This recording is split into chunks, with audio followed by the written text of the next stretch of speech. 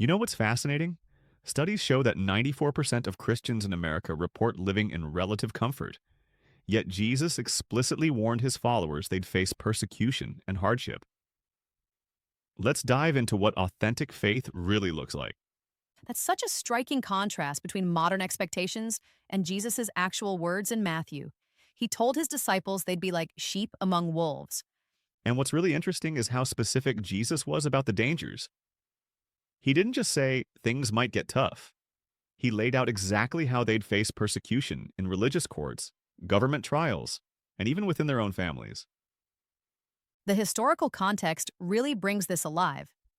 These 12 ordinary men, fishermen, tax collectors, laborers, were being sent into a powder keg of religious and political tension. Well, that's exactly what makes their story so compelling. These weren't trained theologians or powerful leaders.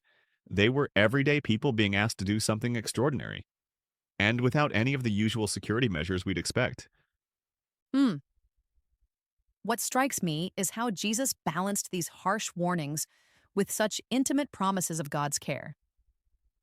That detail about God noting every fallen sparrow, it's such a powerful image. You know, recent studies in religious psychology show that this combination of challenge and comfort actually creates stronger faith commitments than either element alone. It's like Jesus understood exactly how to build resilient disciples. That's fascinating. How does that work exactly?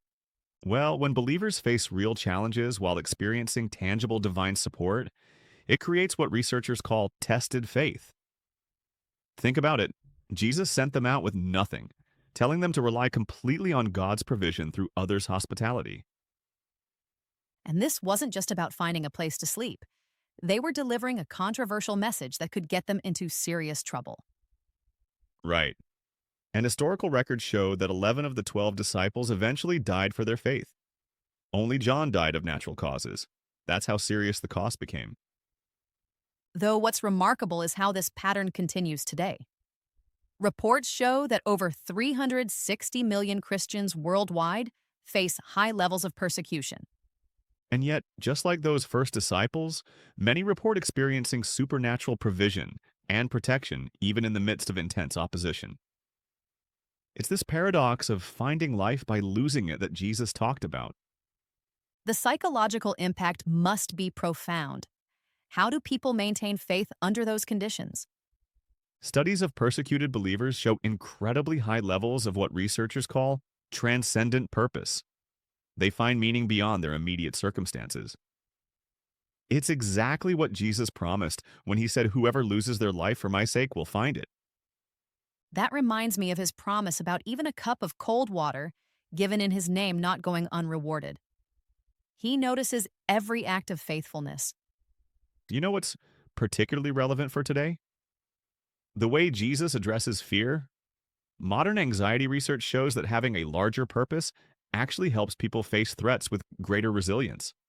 So, in essence, Jesus wasn't just giving them a mission, he was giving them a framework for handling extreme stress. Exactly. And when you look at the data on religious persecution throughout history, you see this pattern repeatedly. The times of greatest opposition often led to the most significant growth in authentic faith. Well, that certainly challenges our modern preference for comfortable Christianity. And perhaps that's the most important takeaway for us today. When we look at how the early church grew under persecution versus how it often stagnates in comfort, it raises some challenging questions about what kind of faith we're really living. That's such a powerful point to end on. The idea that comfort might actually be more dangerous to authentic faith than persecution. Well, as Jesus said, it's impossible to serve two masters. Whether we're facing literal persecution or just the daily choice between comfort and conviction, we ultimately have to decide what we value most.